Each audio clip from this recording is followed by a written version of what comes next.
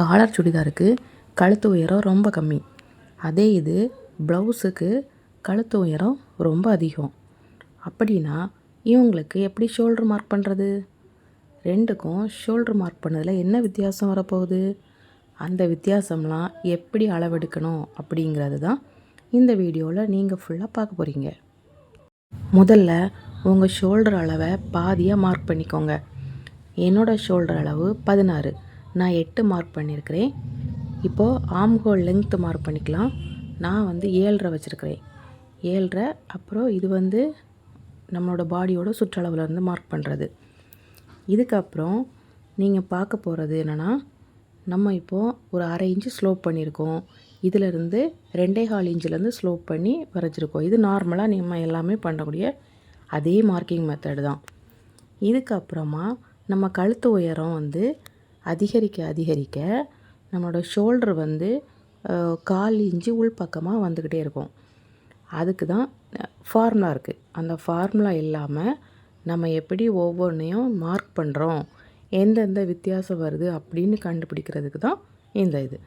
இப்போது நம்ம armhole round mark பண்ணதுக்கப்புறமா அதிலேருந்து பாதி அளவு எடுத்து அதிலேருந்து உள்பக்கம் ஒரு 1/2 இன்ச்சு மார்க் பண்ணி நம்ம ஆம்ஹோல் கர்வ் வச்சு ரவுண்ட் பண்ணிப்போம். இதுதான் ஆம்ஹோல் ரவுண்டு.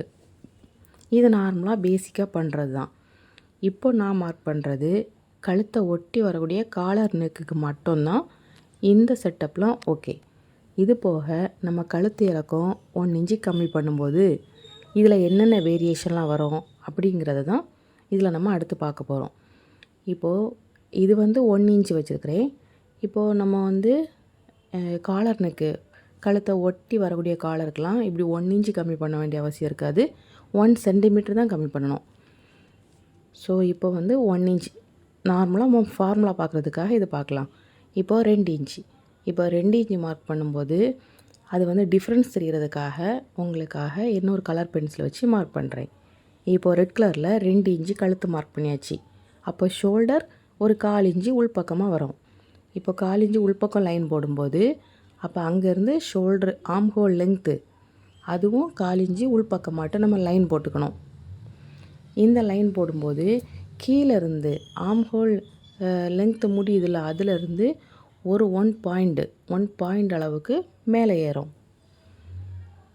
ஸோ இதை திரும்ப திரும்ப ரிப்பீட்டடாக பண்ணும்போது இதோட ஆம்ஹோல் சர்க்கம்ஃபரன்ஸ் ஆம்ஹோல் ரவுண்டு ரொம்ப கம்மியாயிரும். அதனால தான் நம்ம குர்த்திக்கு சின்னதாக தான் நெக் வைப்போம் பின்னாடி. அப்படி வைக்கும்போது ஆம்ஹோல் கீழே வரைக்கும் ரொம்ப டெப்த்தாக இருக்கும். இது ப்ளவுஸுக்கு நம்ம டீப்பாக கழுத்து வைப்போம். அப்படி வைக்கும்போது ஆம்ஹோல் லென்த்து கம்மியாயிரும். ஸோ இப்போது அங்கே 2 இன்ச்சு மார்க் பண்ணியிருக்கறனால இங்கேயும் அதே போல் 1/4 இன்ச்சு உள்பக்கம் வச்சு கீழே ஆம்ஹோல் லென்த்தையும் கம்மி பண்ணியாச்சு. இதுக்கப்புறம் 3 இன்ச்சு மார்க் பண்ணியாச்சு. இப்போ அந்த 3 இன்ச்சையும் நம்ம இதே போல் ஸ்கேல் வச்சு மார்க் பண்ணிக்கலாம். ஸோ இதுக்கு க்ரீன் கலர் மார்க் பண்ணியிருக்கிறோன்னா இப்போது அடுத்து ஷோல்டரில் ஒரு 1/4 இன்ச்சு கம்மி பண்ணிக்கணும். அதே போல் ஆம்ஹோலில் 0.1 கம்மி பண்ணிக்கணும். இப்போது இந்த லைன்ஸ் எல்லாம் ட்ரா பண்ணி பார்க்கும்போது நீங்கள் ஒவ்வொரு தடவையும் இதே போல் லைன் ட்ரா பண்ணி படிக்கிறதுக்கு பதில் தான் ஃபார்முலா யூஸ் பண்ணிக்கலாம். அந்த ஃபார்முலா எப்படிங்கிறத நான் இதில் கடைசியாக காமிக்கிறேன்.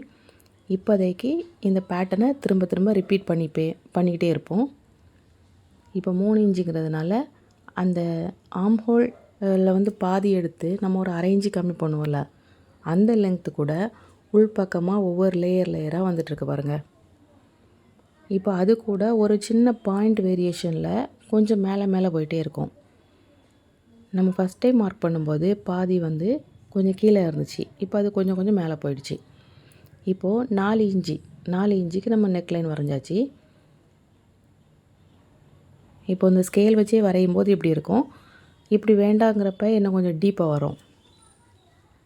இப்போ அதே போல் மறுபடியும் ஷோல்டர்லேருந்து 1/4 இன்ச்சு கம்மி பண்ணியாச்சு. அந்த லைனை ஸ்ட்ரைட்டாக கீழே வரைக்கும் ட்ரா பண்ணியாச்சு. இதுக்கப்புறம் ஆம்ஹோல் லைன்லேயும் ஒரு பாயிண்ட் மேலே ஏற்றியாச்சு. இதுக்கப்புறம் இதுக்கு சென்டர் பாயிண்ட் கண்டுபிடிச்சி அந்த சென்டர் பாயிண்ட்லேருந்து 1/2 இன்ச்சு உள்பக்கமாக எடுத்து அதிலிருந்து ஆம்ஹோல் கர்வ் வரையணும். இந்த ஆம் ஹோல் கர்வும் கொஞ்சமாக மேலே போயிடும். இப்படி சின்ன சின்ன வேரியேஷனில் கொஞ்சம் கொஞ்சமாக மேலே போய் ஆம் ஹோல் கர்வ் வந்து ரொம்ப சின்னதாயிரும். நம்ம டீப் நெக் போகும்போது கைக்குழி வந்து ஆம் ஹோல் ரவுண்டு வந்து ரொம்ப கம்மியாயிரும். இப்போது அடுத்து நெக்லைன் 5 இன்ச்சு. இங்கே 5 இன்ச்சு வச்சாச்சு. இதுக்கப்புறம் ஷோல்டரில் 1/4 இன்ச்சு கம்மி பண்ணிக்கணும். ஷோல்டரில் 1/4 இன்ச்சு கம்மி பண்ணி அதையும் மார்க் பண்ணி ஆம் ஹோல் மார்க் பண்ணிக்கலாம். ஆம் ஹோல் லைன்லேயும் ஒரு பாயிண்ட் மேலே ஏறும். இது எல்லாத்தையுமே ப்ராப்பராக பண்ணிகிட்டே வரும்போது இப்போ நம்ம ப்ளவுஸுக்கு வந்து 10 இன்ச் 9 இன்ச் அப்படிலாம் வைப்பாங்க.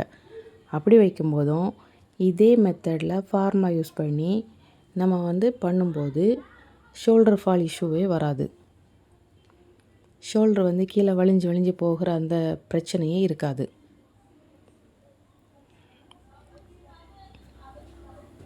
ஸோ இப்போ ப்ளூ கலரில் மார்க் பண்ணியிருக்கிறது வந்து 5 இன்ச்சுக்குள்ளது. இதுக்கப்புறம் 6 இன்ச் 6 இன்ச்சு மார்க் பண்ணும்போதும் அதே போல் நெக்லைன் ட்ரா பண்ணிக்கணும். நெக்லைன் ரவுண்டாக வரைஞ்சிக்கணும்.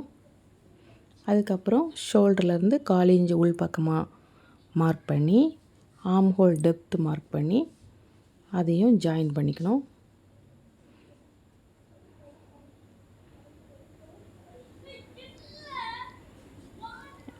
இதெல்லாம் கரெக்டாக மார்க் பண்ணும்போது தான் நம்மளுக்கு வந்து அந்த கைக்குழி பக்கத்தில் ஆம் ஹோல் பக்கத்தில் டைட்டாக இறுக்கி பிடிக்கிறது அந்த மாதிரி பிரச்சனை வந்து வராது. இப்போ இதிலே ஆஃப் மெஷர்மெண்ட் எடுத்து அதிலேருந்து 1/2 இன்ச்சு உள் பக்கம் எடுத்து அதிலேருந்து ஆம் ஹோல் கர்வ் வச்சு ட்ரா பண்ணிக்கலாம்.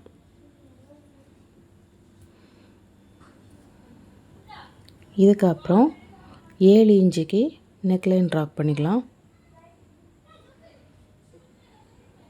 இங்கே வந்து பார்த்திங்கன்னா 7 இன்ச் வருது. இதிலேருந்து ஆம் ஹோல் கர்வ் வச்சு நெக்லைன் மார்க் பண்ணிக்கலாமா? இதுக்கு அடுத்து என்ன வரும்? ஷோல்டர்லேருந்து 1/4 இன்ச் கம்மி பண்ணும்.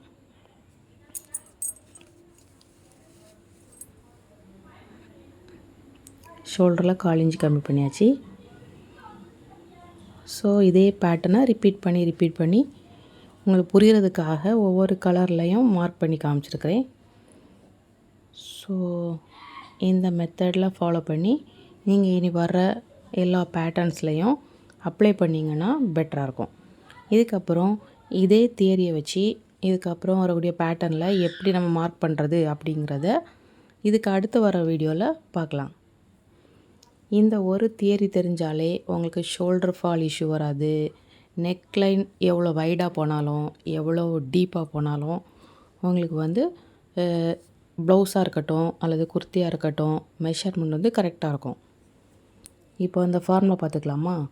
இப்போ ஷோல்டர் விட்டு வந்து ஃபுல் விட்டு வந்து கண்டுபிடிக்கிறதுக்கு ட்ரெஸ்ஸில் நம்ம தைச்சதுக்கு அப்புறமா ஃபுல் விட்டு வந்து கரெக்டாக வர்றதுக்காக ஹாஃப் ஷோல்டர் மெஷர்மெண்ட்டு இதிலிருந்து நம்ம நெக்கோட டெப்த்து நெக்கு உயரம் கழுத்து உயரத்தில் 0.25 1/4 இன்ச்சு வச்சு பெருக்கணும். 1/4 இன்ச்சு பெருக்கிறத அந்த ஹாஃப் ஷோல்டர்லேருந்து மைனஸ் பண்ணணும். ஸோ 8 இன்ச்சு வந்து ஹாஃப் ஷோல்டர் மெஷர்மெண்ட் எனக்கு.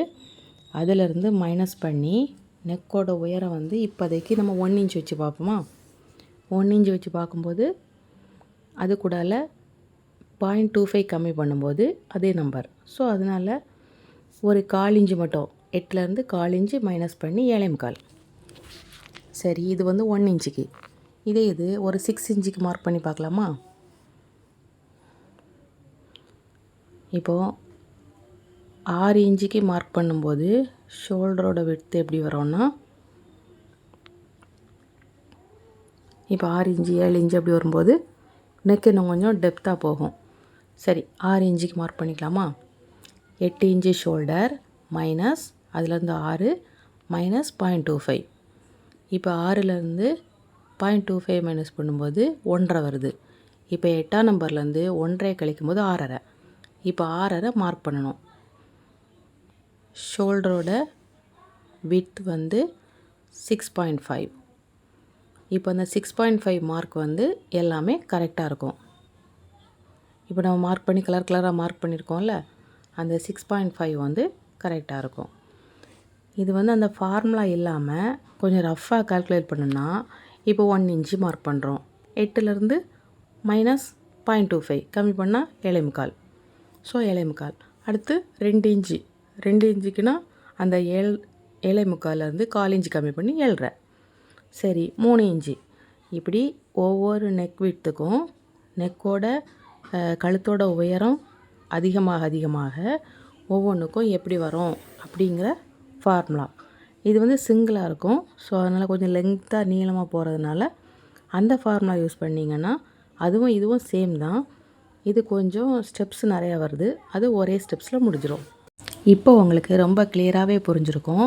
ப்ளவுஸுக்கு நெக்கு ரொம்ப டீப்பாக வர வர ஆம் ஹோல் ரவுண்ட் ஏன் சின்னதாகுது, இதே போல் குர்த்திக்கு ஏன் ரொம்ப லென்த் ஆகுதுன்னு இப்போ புரிஞ்சிருக்கும். இந்த வீடியோ உங்களுக்கு பயனுள்ளதாக இருக்கும்னு நினச்சிங்கன்னா வீடியோவை மறக்காமல் சேவ் பண்ணிக்கோங்க.